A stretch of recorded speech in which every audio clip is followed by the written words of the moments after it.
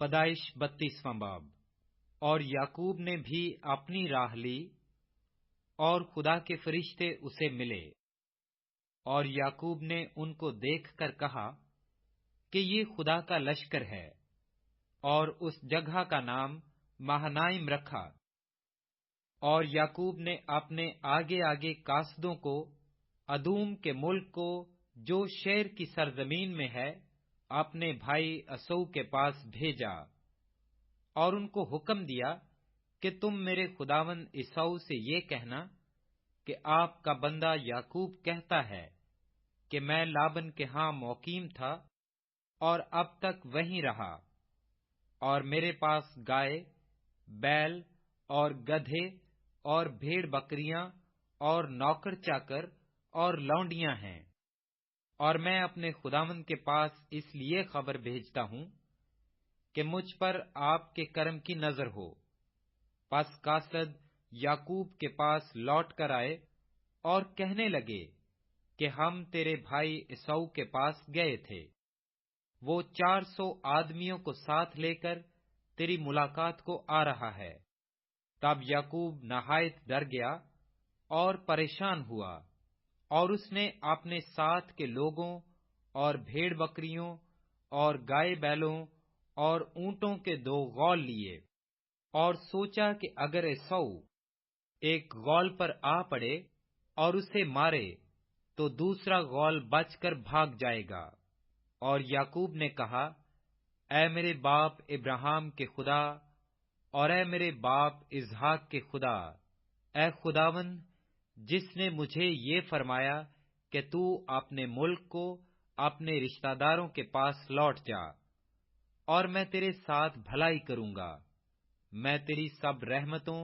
اور وفاداری کے مقابلہ میں جو تو نے اپنے بندہ کے ساتھ برتی ہے بالکل ہیچ ہوں، کیونکہ میں صرف اپنی لاٹھی لے کر اس یردن کے پار گیا تھا، اور اب ایسا ہوں کہ میرے 2 غول ہیں۔ میں تیری منت کرتا ہوں کہ مجھے میرے بھائی عیسو کے ہاتھ سے بچا لے، کیونکہ میں اس سے ڈرتا ہوں کہ کہیں وہ آ کر مجھے اور بچوں کو ماں سمیت مار نہ ڈالے۔ یہ تیرا ہی فرمان ہے کہ میں تیرے ساتھ ضرور بھلائی کروں گا، اور تیری نسل کو دریا کی ریت کی مانند بناؤں گا، جو کثرت کے سبب سے گنی نہیں جا سکتی۔ اور وہ اس رات وہیں رہا، اور جو اس کے پاس تھا اس میں سے اپنے بھائی عیسو کے لیے یہ نذرانہ لیا،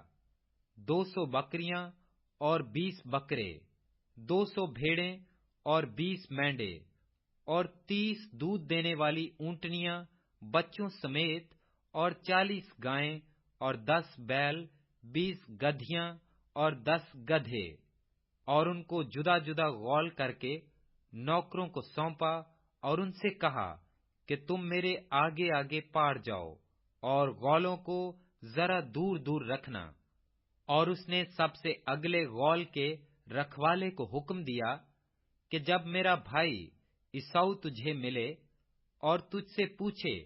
کہ تو کس کا نوکر ہے اور کہاں جاتا ہے، اور یہ جانور جو تیرے آگے آگے ہیں کس کے ہیں، تو کہنا کہ یہ تیرے خادم یعقوب کے ہیں،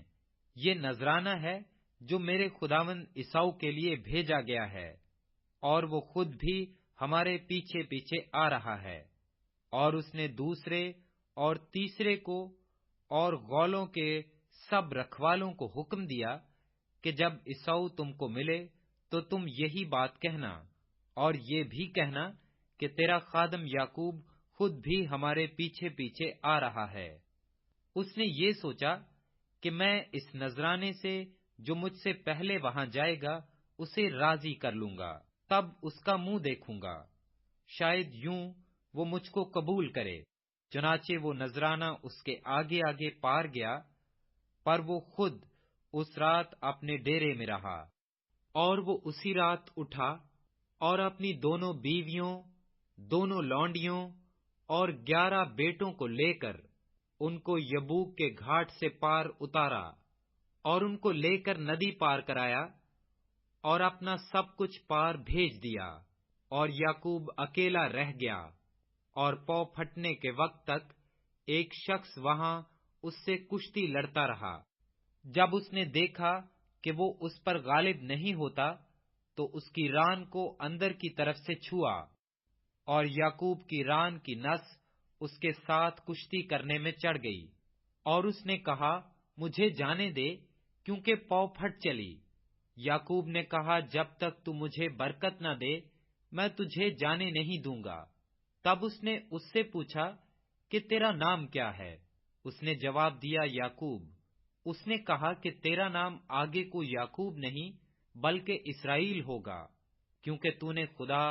اور آدمیوں کے ساتھ زور آزمائی کی اور غالب ہوا۔ تب یعقوب نے اس سے کہا کہ میں تیری منت کرتا ہوں کہ تو مجھے اپنا نام بتا دے۔ اس نے کہا کہ تو میرا نام کیوں پوچھتا ہے؟ اور اس نے اسے وہاں برکت دی، اور یعقوب نے اس جگہ کا نام فنیل رکھا، اور کہا کہ میں نے خدا کو روبرو دیکھا تو بھی میری جان بچی رہی۔ اور جب وہ فنیل سے گزر رہا تھا تو آفتاب طلوع ہوا اور وہ اپنی ران سے لنگڑاتا تھا۔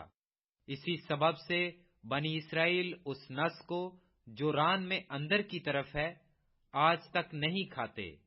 کیونکہ اس شخص نے یعقوب کی ران کی نس کو جو اندر کی طرف سے چڑھ گئی تھی چھو دیا تھا۔